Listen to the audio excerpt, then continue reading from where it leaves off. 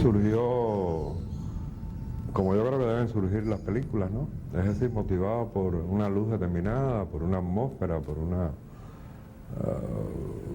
por una emoción muy particular que uno tiene en un momento.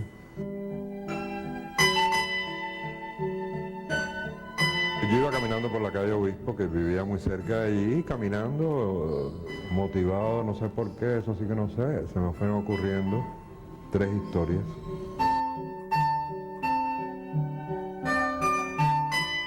Yo creo que ese espíritu intuitivo y que trataba de apresar lo inmanente de cada circunstancia, esa cosa que decimos todos los días, este día es el último de mi vida y tengo que vivirlo intensamente, eso estuvo plasmado en la película.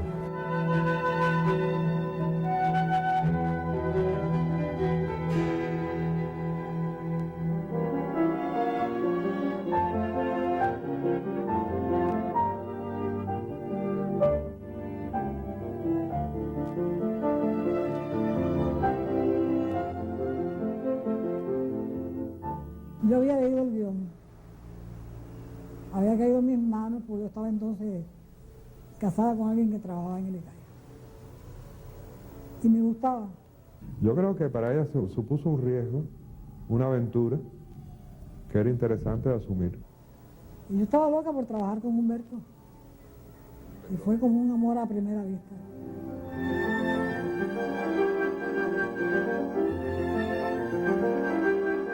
En una de las primeras secuencias que yo estaba filmando, es una secuencia que están como en una especie de ruina de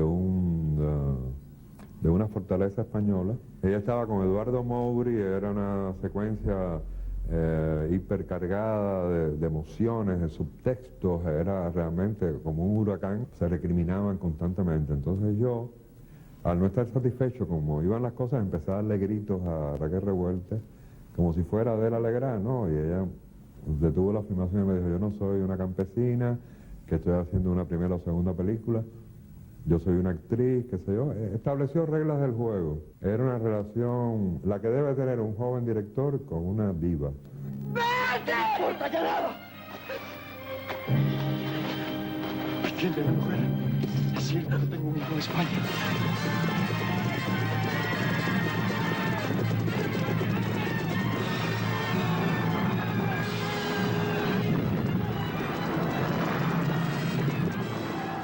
Fue una larga filmación, peligrosísima además. Raquel no quería montar en caballo. Entonces yo, para demostrarle que era posible, yo que era tan aprensivo y toda esa cosa, yo le dije, mira, cuando tú llegues a la locación yo te voy a recibir montado en un caballo. Y maldita la hora que se me ocurrió eso, porque cuando ella llegó, efectivamente, yo estaba en un caballo que llevaba nada más que 1 hora intentando domeñarlo. Y el caballo se desbocó a los ojos de ella y tuvieron que agarrarme como a 500 metros. Entonces cuando Rafael la bota del caballo, que empiezan a pasar aquellos jinetes en medio del humo, aquello fue lo que tú no te puedes imaginar. Y ella se desapareció y ya. Los caballos que venían para arriba de mí, yo dije, bueno, aquí terminó mi vida y ya. Por lo pronto también tenía que desarmar de mi mente la idea de que ella estaba en un caballo, ¿no? Porque yo quería que el caballo se asustara ante las explosiones ella arriba del caballo. Era una imagen que a mí me gustaba, ¿no? Pero que no podía hacer, no se pudo hacer, entonces la sustituí por ella a pie. Se filma entonces esta cosa final de las 2 caballerías que se unen, que se filmaron con 3 cámaras para poder aprovechar diferentes angulaciones. Los jinetes esos eran unos karatecas, eran unos locos, unos personajes que eran unos locos.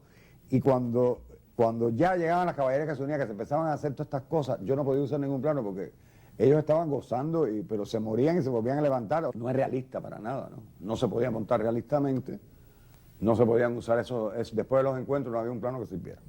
¿Qué te parece si metemos a Raquel en todo esto? Para poder darle una coherencia dramática y que Leo después nos ayude con la música, que yo sé cuándo, ¿no? Bosque de La Habana, que tú conoces. Los planos de Raquel son de Bosque de La Habana.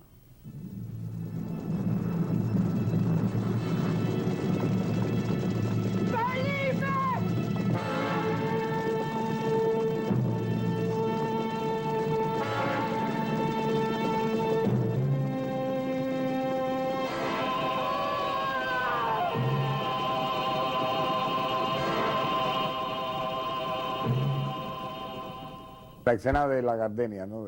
De mamá dame una gardenia, bueno, esa fue una escena muy especial en la película porque Humberto se encerró con ella en el cuarto, después mandó a buscar a Jorge, pusieron las luces y mandaron afuera a todo el mundo. Los únicos que creíamos en eso que estaba ocurriendo ahí era Jorge Herrera, el fotógrafo, ella y yo. El resto del equipo estaba riéndose o taponeándose las bocas para aguantar la carcajada. Cuando yo terminé de hacer fueron 2 tomas. Ahí eran 2 tomas porque era excesivo, ¿no? Ella hacía una catarsis que no se podía prolongar porque después iba a ser mentira. Tú tienes deberes más importantes que cumplir, Lucía. Una gardenia. Una gardenia. Dame una gardenia, mamá. Dame una gardenia. Difícil, ¿eh? Sí. Bueno, pero yo tenía muy dentro de mí lo que significaba la gardenia. Era lo que le había dicho él. Y le estoy pidiendo al hombre, ¿no? No pensé lo que estaba diciendo. Si pienso que tengo que decir, dame una gardenia, no puedo. ¿Cómo te llamas? Lucía. No. ¿Tú sabes cómo te llamas? Gardenia.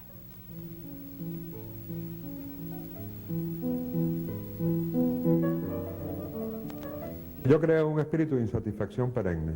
Durante la puesta en escena nada me servía, nada era suficiente, había que ir más lejos. Está en la plaza. En la plaza. El caso es que ella, ya a mitad de la filmación, contribuía a este espíritu. Y en la secuencia final, que estaba descrita en el guión y que más o menos yo estaba insatisfecho como estaba descrita, cuando ella apuñalea a Rafael, al amante traidor de ella estaba igual que yo insatisfecha, nos sentamos en una esquina, en una acera, ella vestida de época, todo, y nos dimos lo que se dice el mutuo cranque de que había que buscar una solución mejor, y ahí surgió toda la locura aquella de ese final, con una imagen muy diversa a la que yo había planificado. Yo recuerdo que yo iba bajando una pendiente con unas botas y iba hacia la plaza donde estaba aquella. Yo no puedo caminar sobre las chinas pelonas. Y yo me iba para atrás y un momento decía, más rápido. Y yo decía, bueno, me voy a matar aquí. Ella tenía que lograr en el final tener un rostro tan patético y con tantas lecturas. Y después de filmar todas aquellas puñaladas, que se filmó como 200 veces, en un estado de histeria colectiva, etcétera, etcétera, ella estaba ya como en un trance, era un temblor puro, era una mujer que realmente era de una fragilidad enorme y estaba absolutamente trágica. Hace poco yo fui a Trinidad y vi el lugar por donde yo había bajado y qué va, me ericé. Esa secuencia para mí es lo mejor que yo he hecho en mi vida, el final de Lucía 95. Una tarde completa filmando un vendaval de emociones y de pasiones que además la naturaleza ayudó, porque cuando yo di el primer acción se desató una tormenta inesperada, era un día de sol perfecto y de pronto hubo como un rabo de nube que inundó la plaza, levantó todos los papeles, los velos de todas aquellas mujeres y todo eso contagió a lo que yo había planificado, la gente lo sintió como que era como un efecto.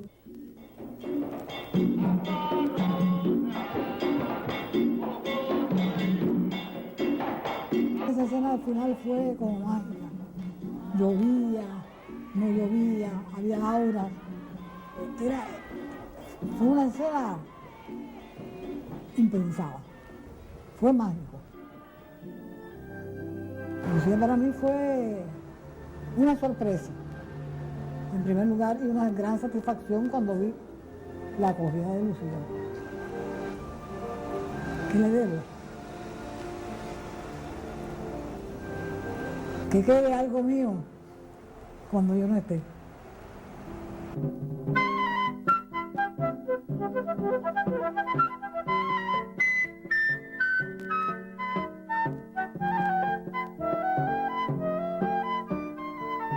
El personaje de Lucía llegó a mis manos porque Humberto Solá, que era amigo mío desde muy jóvenes, los dos, pues me había ofrecido en varias oportunidades trabajar en una película de él.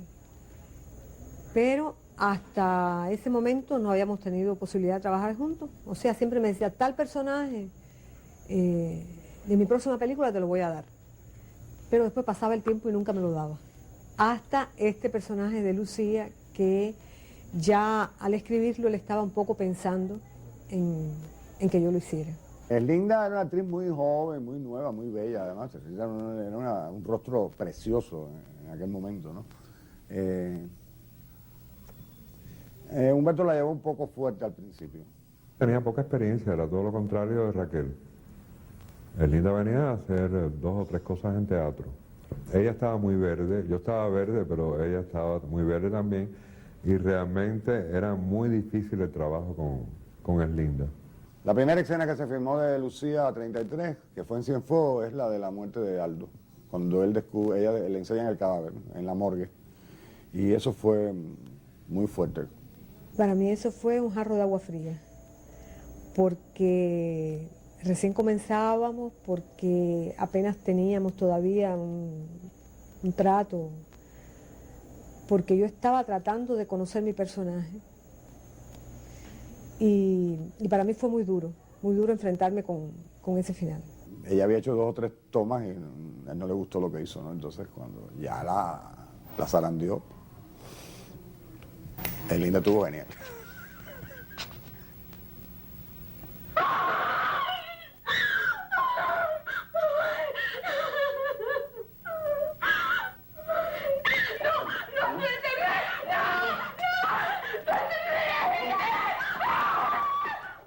Yo ubiqué esa primera secuencia como para crear después una relación un tanto sadomasoquista de relación de trabajo. Es decir, ella tenía que atemorizarse cuando yo llegara para lograr un nerviosismo, una fragilidad que me permitiera llegar a donde yo quería, al registro donde yo quería llegar.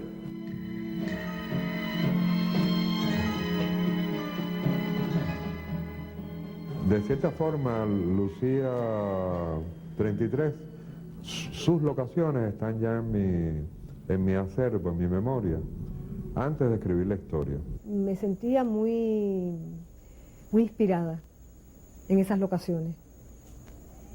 No hay algo más fabuloso para el actor que llegar a un set, a una locación y que la locación te inspire, te haga sentir, te sugiera cosas. Cuando estas 2 parejas, Lucía y Aldo, y Flora y su marido, se van a la playa, un día de camping. Es una escena que era un poquito más larga, donde se hablaba de que nosotros llevábamos unas tortillas con pan, que Flora llevaba pollo y qué sé yo. Y al llegar allí, Humberto me sugirió que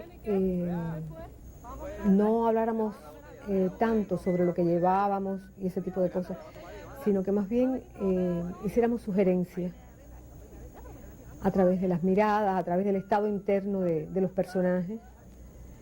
Y entonces, caminando por allí, un poco para ambientarme, empecé a juntar flores, pero no había flores especiales, sino que lo que había eran simples romerillos. Entonces empecé a coleccionar aquellos romerillos y yo siento que le dieron una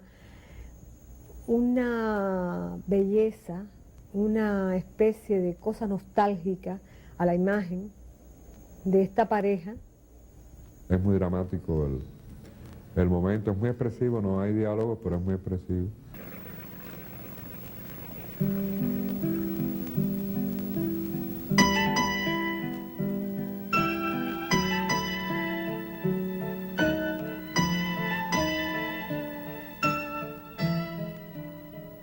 Ahí también hay una especie de improvisación, porque Humberto me decía, camina, no te preocupes de lo que está pasando y disfruta el ambiente. Y como el ambiente era tan bello, tan hermoso, había unos árboles muy bonitos, muy tristes, estaba la playa, el sonido del mar, todo eso me llenaba de gusto, de regusto y lo disfrutaba mucho, ¿no? Esa fue una escena en que me sentí también muy inspirada y era un simple paseo.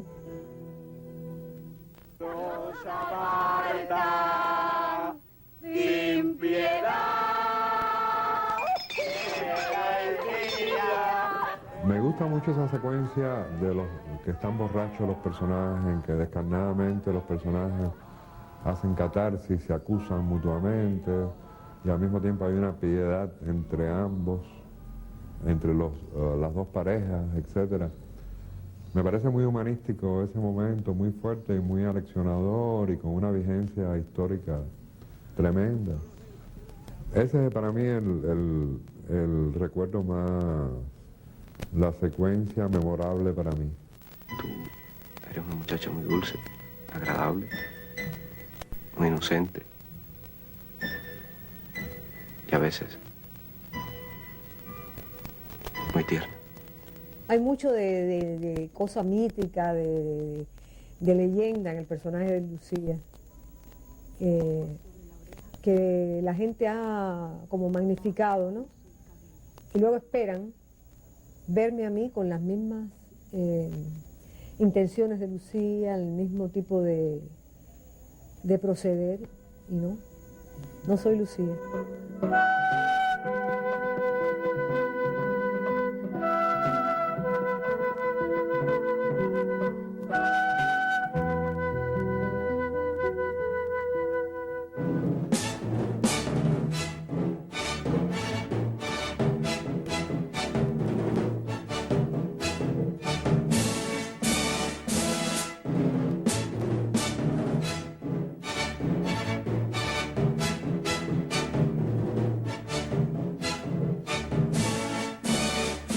Para mi generación y de generaciones anteriores que convivíamos y anteriores era muy normal que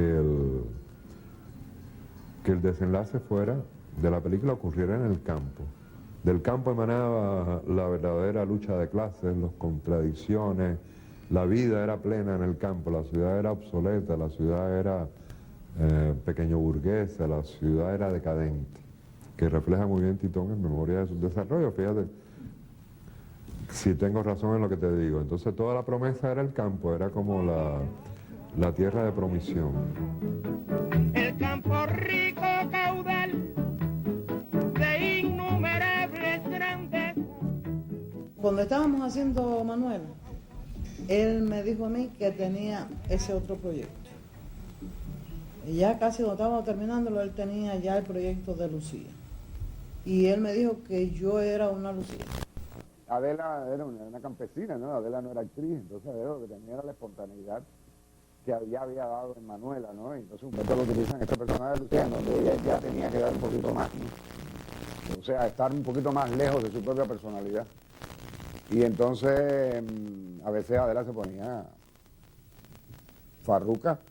Es muy tesonera, esto suda, tiene criterios y es muy serrana, es muy montuna, como se dice, ¿no? Entonces, para tú convencerla de lo que tú quieres, que seguramente va a estar en contra de lo que ella supone, solamente te queda el camino de la violencia. De la violencia de palabras, de la violencia casi física. Yo a veces dirigía mucho los doblajes de Humberto, entonces yo él me llevaba por rincón y tenía que llorar con él.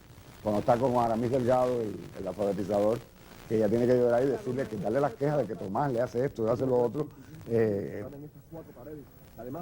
Yo la llevaba por un rincón y le dije, imagínate que tu hija Maribel se ha muerto. Cosas así, que ustedes pensarán que es monstruosidades, pero bueno, esos son los recursos que a veces se utilizan, ¿no? Y ella, ay, no me digas eso, Nelson, que se echaba a llorar. Y dale para el micrófono, porque tenía una habilidad tremenda para doblar, ¿sabes? Era una fiera, pero ya estaba en el tono. Entonces, ahí, perfecto, lo hacía con Aramis, en un momentico lo hacía, ¿no?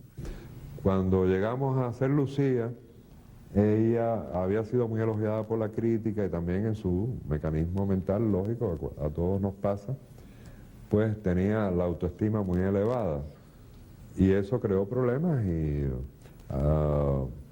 Claro, estábamos haciendo un poco Hollywood la cosa, ¿no? Estábamos filmando los interiores de su casa en el campo, los estábamos filmando aquí en La Habana, en Santa Fe.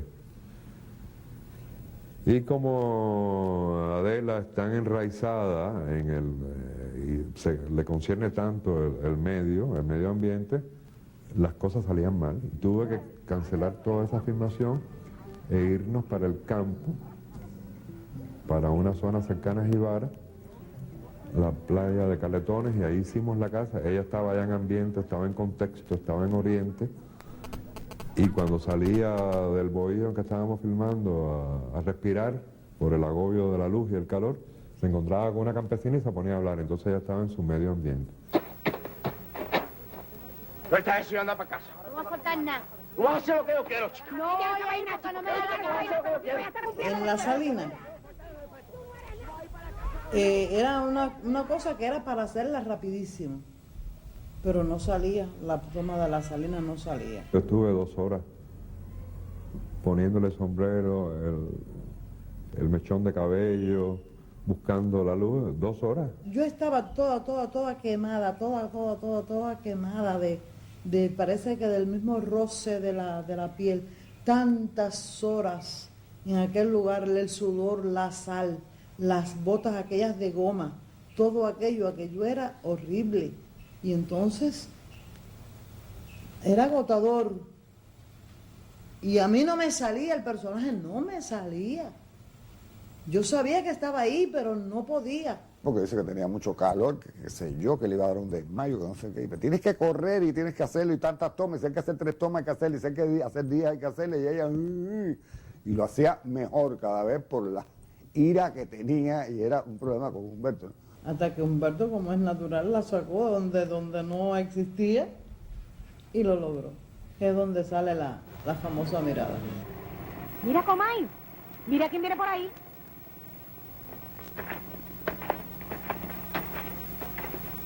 Si algo le sobra de él es imaginación.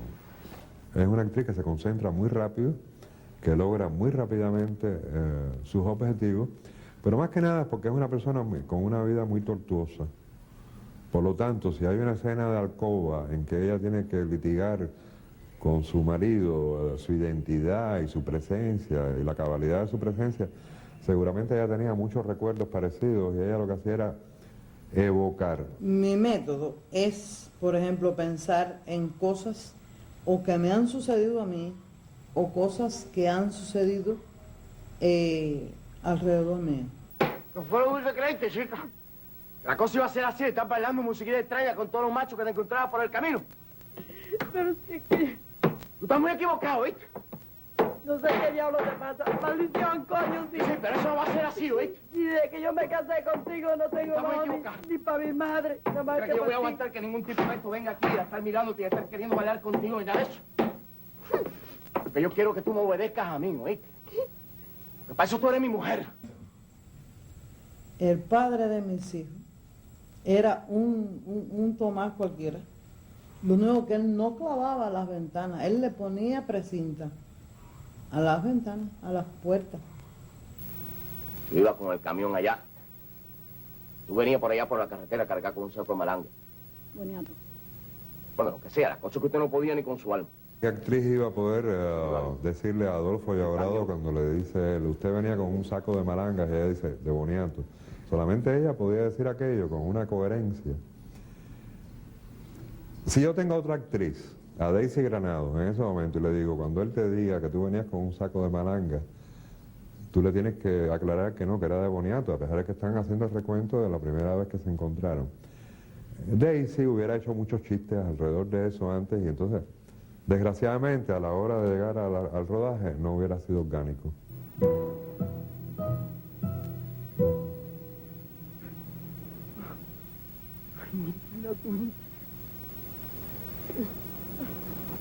Yo sabía que tú no podías hacerme eso a mí porque te quiero tanto, coño. Yo sabía que tenía que rectificar, concho. Rectificar todo roco. Me ha vuelto porque yo no puedo vivir sin ti. Lo que más me molesta de Lucía es la reconciliación. Yo nunca he admitido la reconciliación. terminamos. Yo tomé de esa copa. Ya yo no vuelvo a tomar de ella, aunque me muera de sed de nuevo.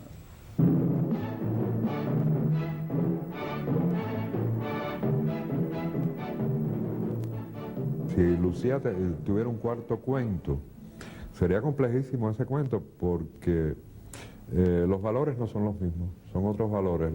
La sociedad cubana y el país cubano es un país con una historia muy traumatizante. Cuando la colonia, Weyler hizo campos de concentración en Cuba, es decir, que este es un país que conoció el Holocausto antes de que lo conocieran los judíos en Polonia, en Checoslovaquia o en Italia. Es un país lleno de experiencias. Los años 50 en Cuba, nosotros vimos la sociedad de consumo más feroz que después he podido viajar a países que son paradigmas del consumismo, no he encontrado. Es decir, Cuba siempre ha sido un país de extremos, Entonces, la revolución también ha sido un acontecimiento apocalíptico, ¿no? Es decir, Cuba se introduce en el saco de la aventura socialista en los años 50, ya inicia ese fervor que te conduce a los 60 y la plasmación del socialismo con todas las agonías que eso ha generado, con la disolución del campo socialista. ¿Qué Lucía puede ser ahora cuando vivimos en un país que en el 89 todo un proyecto de ambición social y política se desmenuza, se corroe a nivel mundial?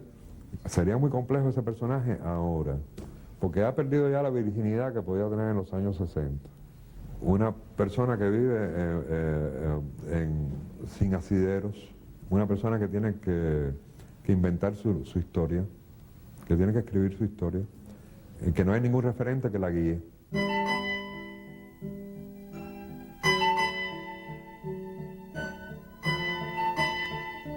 No creo que haga una película a ese nivel, a esa altura, nunca más, aunque nunca se sabe, porque tampoco cuando yo la estaba haciendo suponía que iba a ser una película que iba a tener la trascendencia que tuvo a posteriori. Es la mejor película que yo he hecho, seguramente, y estoy contentísimo de haberla hecho.